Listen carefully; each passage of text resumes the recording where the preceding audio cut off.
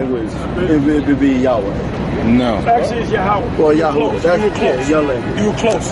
Go ahead. Go ahead. There's Isaiah 42 and 24. That's why I tell you. Who gave Jacob for a spoil and Israel to the robbers? Name the scripture again. Isaiah 42 and 24. Who gave Jacob for a spoil and Israel to the robbers?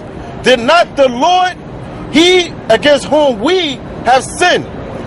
The robbers are the so-called white man, which the scriptures speak about them as being Edomites. All right. The reason why the so-called white man is over us because the Most High set it up where he took our powers. Go ahead.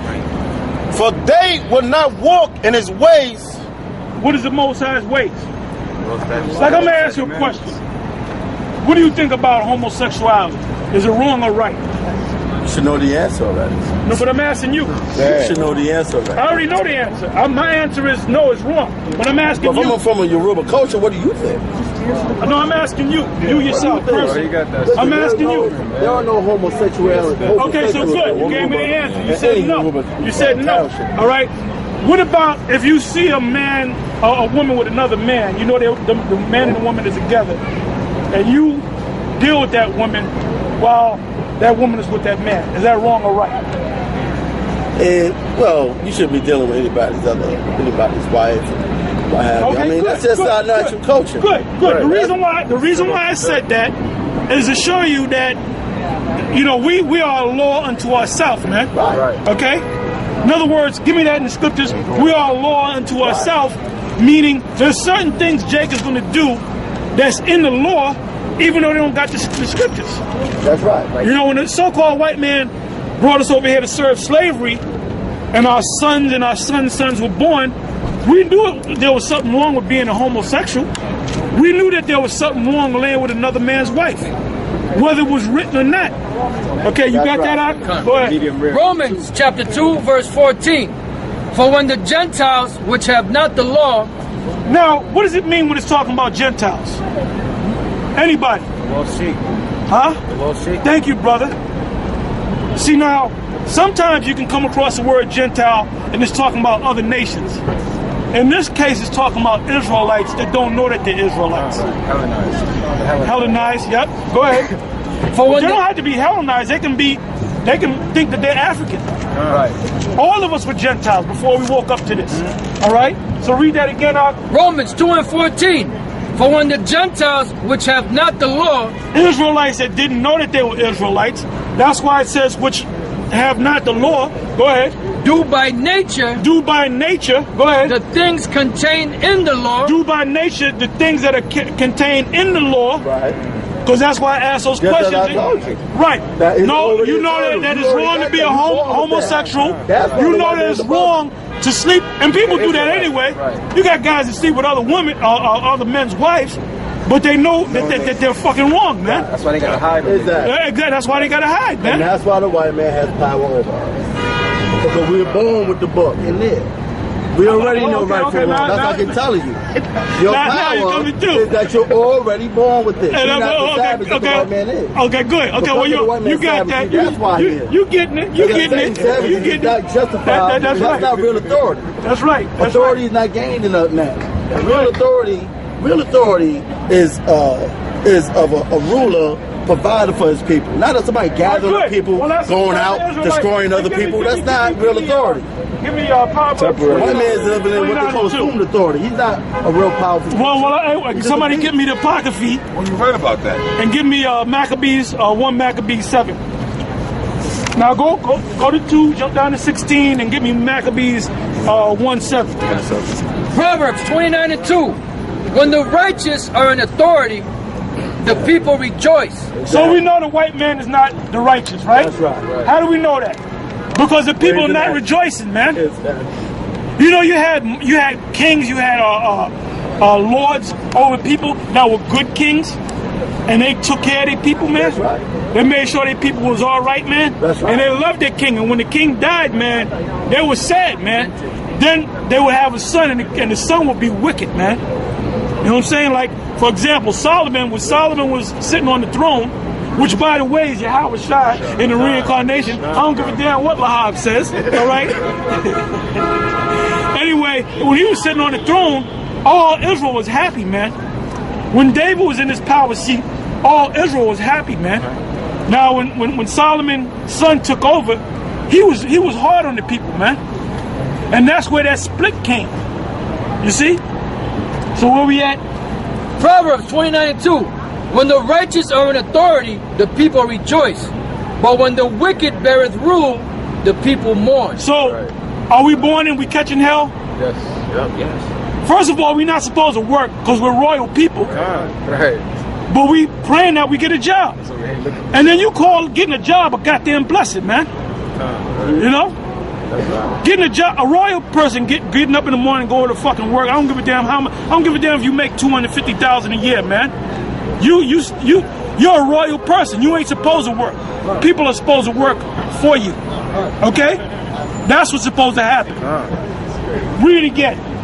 When the righteous are in authority, the people rejoice. But when the wicked beareth rule, the people mourn.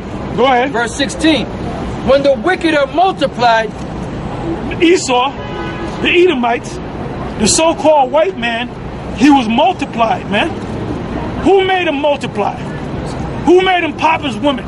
Because they like popping men, like popping men. Who put the spirit on them to pop their women and have more, to produce more children? The Most High put the spirit on them to make them multiply so they can take over the whole world. Go ahead. It says, when the wicked are multiplied, transgression increaseth. Wickedness increase. Give me that in the Maccabees. All right. First Maccabees 1:7. So Alexander reigned 12 years and then died. The first Edomite, man. Now, it's in. If you read the Josephus, right? Back in the One West, it was we were required to read that, man. I don't require nobody to read no Josephus. That's something that Ariah came with, but it's dealing with the history of Israel as scribed by a man named Flavius Josephus. And he lived during the time, he actually witnessed the, in 70 AD, he actually witnessed the destruction of the Jews. But he was on the side of the Romans. They kind of let him sit there, you know? You know, he was kind of like an Uncle Tom. And he was able to write down that whole history, man. You know? And it tells you in the Josephus that when Alexander was conquering all the dark nations, when he saw the priests come before him, he bowed down to him. All right? And what was the man that, I think that was a Syrian, I forget who it was, but he said, why are you bowing down to him? You're supposed to take them over. It's in the Josephus.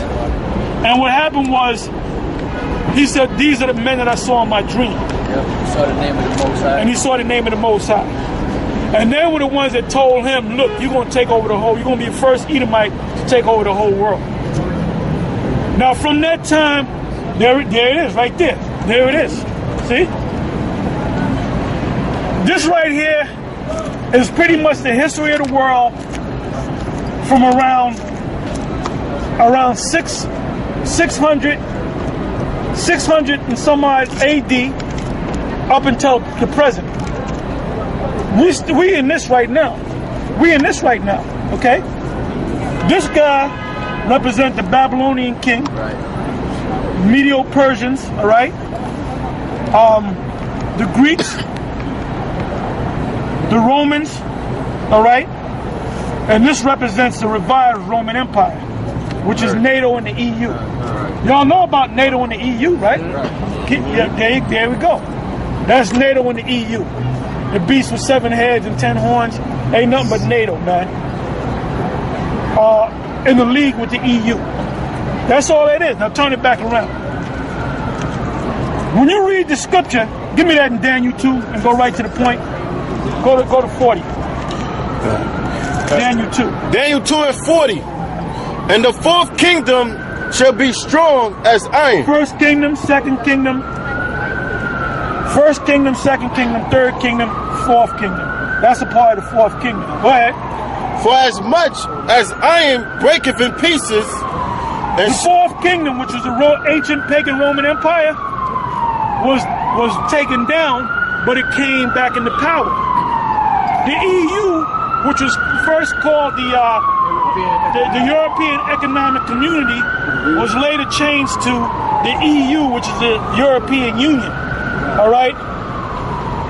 And the treaty that they had to bring that union together, guess what it was called? It was called the Treaty of Rome. That's right. So there you go. They had a treaty, they got together and sat down, and it was called the Treaty of Rome. Why was it called the Treaty of Rome? Because that was Rome coming back into power again. So Rome never really died. It had a wound, Revelation 13, it had a wound. Go right to the point. Okay. The Revelation 20:1. And I saw an angel come down from heaven, having the key of the bottomless pit. No, give me Revelation 13. Oh, 13. Go right to the point. Revelation 13:3. And I saw one of his heads as it were wounded to death, and his deadly wound was healed. That's the Roman Empire. The Roman Empire, we mentioned earlier, Septimius Severus, right? 193 AD. That was the beginning of the end of the so-called white man, these Edomites. Like, I'm gonna ask y'all this in general. Esau hasn't gone down, but he's in the process of going down. Just like the Canaanites, That's right. there was a process that they went down. It didn't just go down one day. It was a process, man. The process of Esau going down. Give me a year. When did that start? 1970. Why you say that? That's when they launched the programs to go.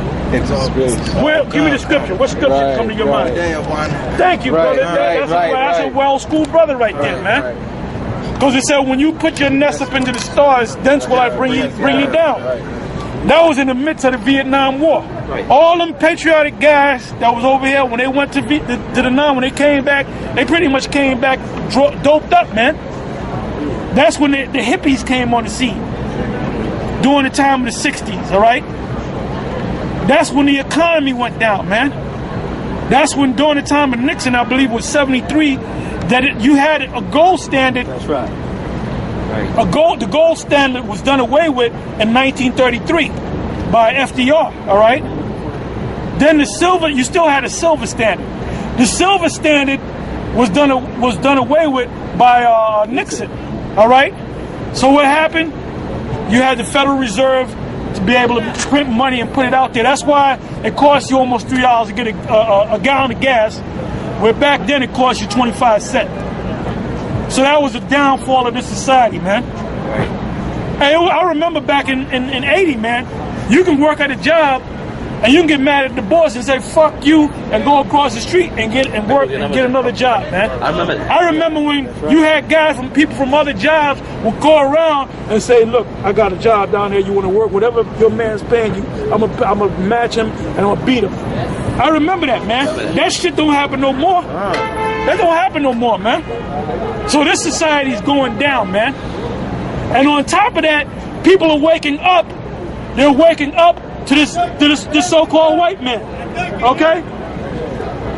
And that's an Ishmaelite, man. But he could be a Jake. That's an Ishmaelite Ephraimite, man. He's different. See, them other Ishmaelites, they stand there and give you a pencil and shit. He's, talking shit. That's an Ephraimite Ishmaelite, man. He got his hat kind of, he wearing a hat like a Jake. When Israel scattered them other Israelites don't like him, man. They don't like him, man. You know? Silver certificate. Show it and explain it. That's a silver certificate, which what you have now is just basically monopoly money, your fiat money, right? Because the silver certificate, you would be able to bring it to a bank, and whatever amount you had on the bill, they would give you that amount in gold or silver. But they took that standard out, So basically, once the Federal Reserve was established, that started everything tumbling down. So once the silver certificates and the gold certificates were taken out, basically you had nothing, So you couldn't go back and redeem that money for anything. So basically, all it is now is just a credit-based system. Which you could never pay off credit. Because if you borrow money from one person, then you borrow from another person to give it to that person, you're always in debt.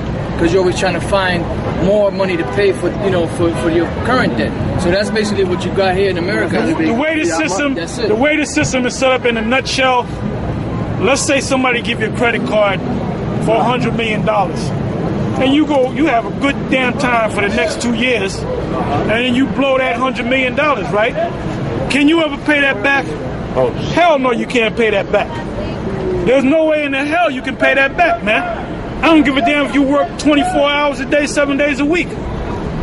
So that's how the system that we in today, we have an ongoing debt that can never be paid for, man.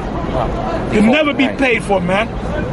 And people are real. See, people get these fiat funny money, this right here, and they show you right here that this is a new world order. They telling you, they don't hide it. But they make you work, labor to achieve the information, man. Hey, like if you go up there to Columbia University, man, and you should do that one day, on 116th Street off of Broadway, when you go on the campus, in the middle of the campus, there's a woman there.